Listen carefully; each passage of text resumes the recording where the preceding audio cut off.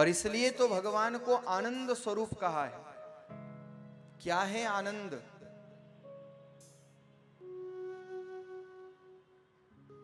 सुख में और आनंद में बहुत अंतर है। वैसे सुख और दुख क्या है? छोटी परिभाषा अगर दूं तो मनोनुकूलनम सुखम और मनोप्रतिकूलनम दुखम। अगर हमारे मन के अनुकूल हो जाए, जो हमने सोचा वो हो जाए, जो हमने विचारा जो हो जाए, तो हम उसे सुख मान लेते हैं। और मन के अगर प्रतिकूल हो, जो हमने सोचा जो हमने विचारा अगर वो नहीं हो, तो हम उसे दुख मान लेते हैं। यही सुख और दुख है। लेकिन ध्यान रखना, संसार में आनंद प्राप्त नहीं होगा। अच्छा, आप लोग जब पार्टी में जाते हो तो क्या कहते हो? आज पार्टी में गए और बड़ा मजा आया, यही कहते हो ना, मजा आया। देखो, मजे में और आनंद में बहुत बड़ा अंतर है। मजा तो सजा का विषय बन जाता है कभी कभी। जब केवल ज्यादा भोजन कर लो तो सजा भुगतनी पड़ती है, ज्यादा नाच लो तो सजा भुगतनी पड़ती है।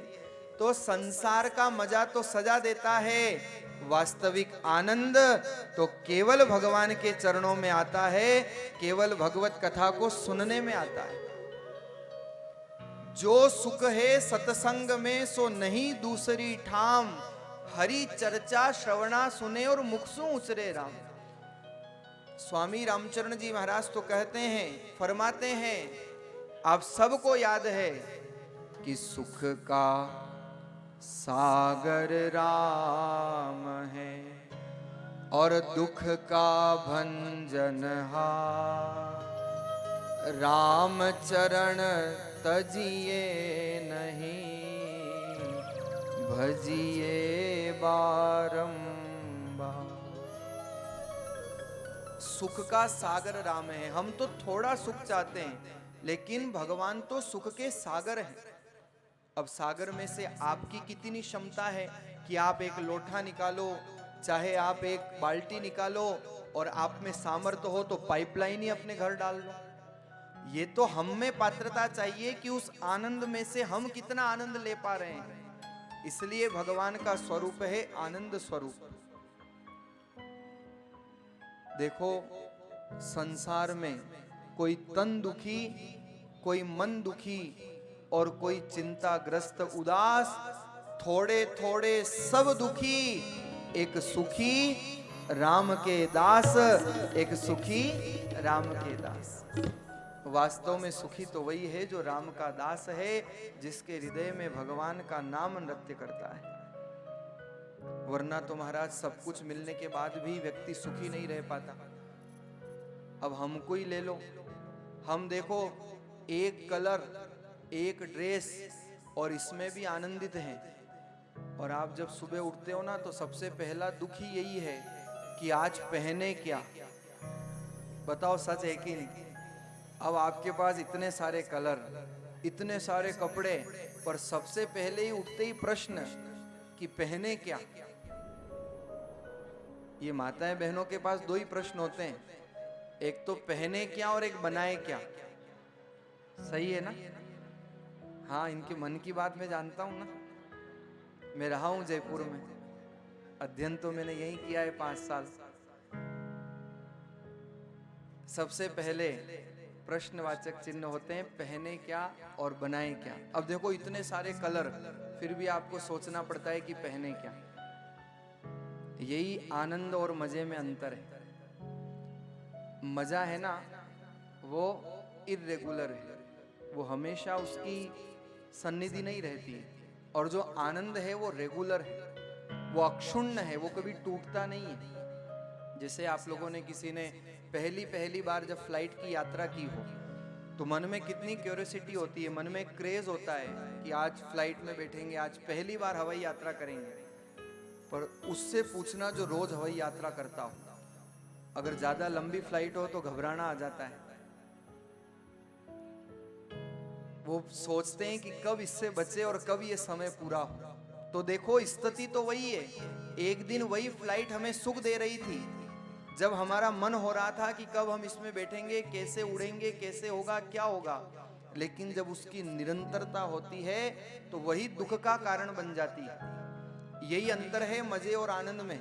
संसार का मजा टूट जाता है, क्षणिक है, समाप्त हो जाता है, लेकिन जब भगवत कथा सुनते हैं तो आनंद बढ़ता जाता है, बढ़ता जाता है, और जीवन में वो आनंद स्वरूप आकर के विराजमान हो जाता है। यही अंतर है मजे में और आनंद में। इसलिए भगवान को आनंद स्वरूप कहा है। ये भाई लोग सोच रहे हैं कि केवल माताएं बहनों का बताया, हमारे लिए तो कुछ बताया नहीं। जैसे इनके सामने दो प्रश्न हैं कि बनाए क्या और पहने क्या, ऐसे ये भाई लोग भी केवल तीन ही काम करते हैं। बताऊं क्या? एक तो भागा दौड़ी करते हो ना, एक माथा फोड़ी, उलझना पड़ता है। तो भागा दौड़ी, माथा फोड़ी, और जीवन में थोड़ा वो समय मिल जाए तो हाथा जोड़ी, इसी में जीवन निकल जाता है। लेकिन ये जीवन का क्रम है, और इस जीवन के क्रम में जब आनंद को प्राप्त करना हो तो वो आनंद स्वरूप ही एकमात्र है जो हमें आनंद प्रदान कर सकता है। क्योंकि जीवन में परिस्थितियां तो बदलेगी, लेकिन हमारी मनस्थिति नहीं बदलनी चाहिए। यही भागवत का मूल मंगलाचरण है। एक शिष्य गुरुदेव के पास गया और गाय हाजिर की, कहा महात्मा जी ये गाय रखो। महात्मा जी ने सहर्ष रख ली, रोज दूध पान करते। एक दिन वो आया और अपनी गाय लेकर के वापस चला गया। महात्मा जी के जो शिष्य थे उन्होंने कहा महाराज वो गाय जो व्यक्ति लाया था वो तो वापस ले गया। जिस दिन गाय आई थी उस दिन महाराज ने कहा था कि गाय आई है, सेवा करेंगे, दूध पान करेंगे, आनंद लेंगे। और जब आज गाय चली गई तो भी महाराज कहते हैं कोई बात नहीं, रोज रोज के गोबर उठाने की झंझट से मुक्त हुए। मनस्थिति, दृष्टिकोण एक होना चाहिए। परिस्थितियां तो बदलेगी, लेकिन जब मनस्थिति एक होगी तो जीवन में किसी प्रकार का कोई कष्ट नहीं होगा। समस्या क्या है महाराज? जयपुर में एक बड़ी भारी समस्या है, लोगों के पास समय नहीं है। किसी से पूछना कि कल सत्संग में नहीं आए, वो कहेगा समय नहीं है महाराज। और मैं कहता हूं कि समय तो है पर समझ नहीं है। समय तो आपको भी उतना ही मिल रहा है जितना भक्तों को मिला था। मीरा को भी उतना ही मिला, नानक को भी उतना ही मिला, स्वामी रामचरण जी महाराज को भी उतना ही मिला। 24 घंटे सबको भगवान ने बराबर दिए। लेकिन वो कहावत है ना, सुबह सुबह अगर चाय बिगड़ जाए तो लोग कहते हैं सवेरा बिगड़ गया, सुबह बिगाड़ दी। और अगर सब्जी बिगड़ जाए तो लोग कहते हैं आज पूरा दिन बिगाड़ दिया। और अचार भी बनाते हो ना आप लोग, अचार अगर बिगड़ जाए तो पूरा साल बिगड़ जाता है। ये अचार और चटनी की भी बड़ी अजीब स्थिति है। चटनी बनाना जानते हो? आती है? अच्छा, वो कितने दिन खराब नहीं होती? कितने दिन नहीं होती? 2 दिन 4 दिन। और अचार साल भर नहीं होता है। तो देखो जीवन की जो बुरी यादें हैं ना, उनकी चटनी बना करके उनको समाप्त कर दिया करो, और जीवन की ऐसी अच्छी यादों का अचार बना लिया करो ताकि वो जीवन भर चलता रहे और जीवन भर आनंद देता रहे। ये जीवन का सूत्र संतों ने दिया है। तो आनंद उस परमात्मा के स्वरूप को कहा है। जो परमात्मा आनंद स्वरूप है वही तो आनंद देगा। तो महाराज अचार बिगड़ जाए तो सारा साल बिगड़ जाता है, लेकिन मैं कहता हूं कि अगर समझ बिगड़ गई तो ये जीवन बिगड़ जाएगा। 84 लाख योनियों में भटकना पड़ेगा। इसलिए समझ से भगवान के चरणों का आश्रय प्राप्त कर लो, यही जीवन का सार होना चाहिए। जीवन में परिस्थितियां कितनी भी बदले, लेकिन मनस्थिति एक होनी चाहिए। तुकाराम जी की जो पत्नी थी ना, वो बड़ी कर्कशा थी। और तुकाराम जी जब विट्ठल नाथ के दर्शन करने जाते तो भगवान से कहते, वाह प्रभु आपने बहुत अच्छा किया जो ऐसी पत्नी दी जो दिन रात मेरे को गाली देती है, पर कम से कम इस वजह से मेरा गृहस्थ में मन तो नहीं लगता, मैं भजन में मस्त तो रहता हूं। पर महाराज जब एकनाथ महाराष्ट्र के वो संत जब दर्शन करने जाते तो विट्ठल भगवान से कहते, एकनाथ जी की पत्नी बड़ी सौम्य थी, बड़ी सुशील थी, और एकनाथ जी कहते थे कि वाह प्रभु, आपने बड़ी कृपा करी जो ऐसी पत्नी दी जो मेरी सेवा करती है, मेरी शुश्रूषा करती है, और इसलिए मैं भजन में समय निकाल पाता हूं, भजन कर पाता हूं। वहां परिस्थिति अलग है, फिर भी महाराज एकनाथ खुश हैं। तुकाराम जी महाराज भी खुश हैं, और नरसिंह जी के तो एक थी, वो भी चली गई संसार छोड़ करके। राजस्थानी में कहावत है एक कि राम जी की माया और 2 लुगाया लाया। राम जी की माया 2 लुगाया लाया, राम जी की मर्जी तो 2 ही लुगाया मर गई। तो नरसिंह जी का जब विवाह हुआ ना, तो एक पत्नी जो बड़ी सुशील थी उसका देहांत तो हो गया, और दूसरी आई तो बड़ी कर्कशा थी। लेकिन जब नरसिंह जी दर्शन करने जाते तो कहते थे, वाह प्रभु, आपने कैसी दया की है, 2 चूड़ियां होती तो बजती, लेकिन आपने एक को अपने पास बुला लिया और मेरा भजन में मन लगा दिया।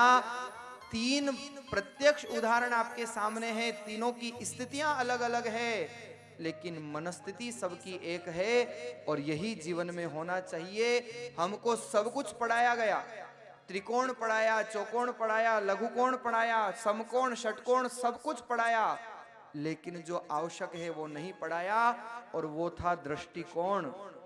क्योंकि जब दृष्टिकोण सकारात्मक होता है तो जीवन भी सकारात्मक हो जाता है, और भगवान का आनंद स्वरूप आनंद प्रदान करता है, क्योंकि भगवान आनंद स्वरूप है। जहां जिस स्थिति में हो, 2 सूत्र हमेशा याद रखना। अगर आपके अनुकूल हो रहा है तो ये हरि इच्छा है, ये हरि कृपा है जो हमारे अनुकूल जीवन चल रहा है, और अगर हमारे अनुकूल नहीं तो उसे हरि इच्छा मान लिया करो। हरि कृपा और हरि इच्छा, जिसने ये 2 सूत्र जीवन में धारण कर लिए, उसे ही आनंद मिलता है जो भगवान का स्वरूप है। आजकल महाराज समस्या ये है कि पड़ोसी इसलिए दुखी है कि अड़ोसी सुखी है। व्यक्ति अपने दुख से इतना दुखी नहीं है जितना पड़ोसी के सुख से दुखी है। इसलिए जब बेटा बाप से दुखी होना, तो उस बेटे के लिए मैं एक पंक्ति कहना चाहता हूं। जब बहू सास से दुखी हो तो ये याद कर लिया करो, जब देरानी जेठानी से दुखी हो, जेठानी देरानी से दुखी हो, तो ये पंक्तियां गुनगुना लिया करो, जीवन का दुख समाप्त हो जाएगा। वैसे तो आपको याद है, पर मैं तो केवल याद दिला रहा हूं। जीवन से अगर दुख मिटाना चाहते हो तो क्या करना है, जीवन में अगर आनंद चाहते हो तो क्या करना पड़ेगा। सीताराम सीताराम सीताराम कहिए, सीताराम सीताराम सीताराम कहिए। जाहि विधि राखे राम, ताहि विधि रहिए। ओ जाहि विधि राखे राम, ताहि विधि रहिए। हर रोज भगवान से कहा करो, प्रभु तेरी रजा में रजा है, तेरी मजा में मजा है। अरे यहाँ तो यूं भी वावा है और ऊं भी वावा है। किसी भी स्थिति में हो, लेकिन यही कहा करो, जाहि विधि राखे राम, ताहि विधि रहिए। ओ जाहि विधि राखे राम, ताहि विधि रहिए। सीताराम सीताराम सीताराम कहिए, सीताराम सीताराम सीताराम कहिए। जाहि विधि राखे राम, ताहि विधि रहिए। जाहि विधि राखे राम, ताहि विधि रहिए।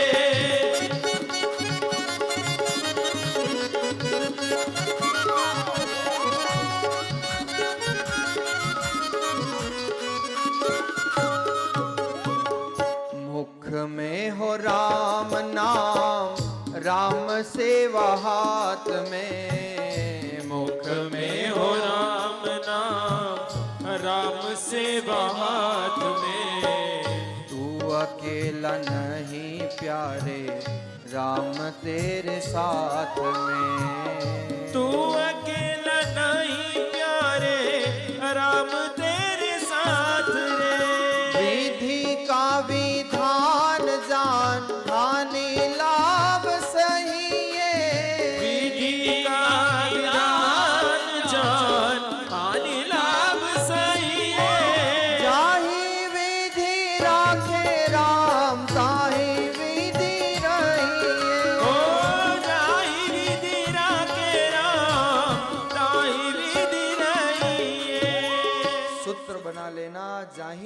राखे राम ताही विधि रहिए, तो जीवन में आनंद ही आनंद हो जाएगा। तो महाराज भगवान का स्वरूप है सच्चिदानंद रूपाय। अब भगवान करते क्या है? तो कहा विश्वोत्पत्त्यादि हेतवे। भगवान विश्व की उत्पत्ति करते हैं, पालन करते हैं और उसका संहार भी कर देते हैं। ब्रकुटी विलास सृष्टि लय होई। अच्छा, भगवान का स्वभाव कैसा है? तो ग्रंथकार कहते हैं कि तापत्रय विनाशाय। भगवान देहिक देविक भौतिक तीनों प्रकार के तापों का शमन करते हैं। ऐसे जो परमात्मा है, श्री कृष्णाय वयम नुमः। ऐसे भगवान श्री कृष्ण को हम बारंबार प्रणाम करते हैं, नतमस्तक होते हैं।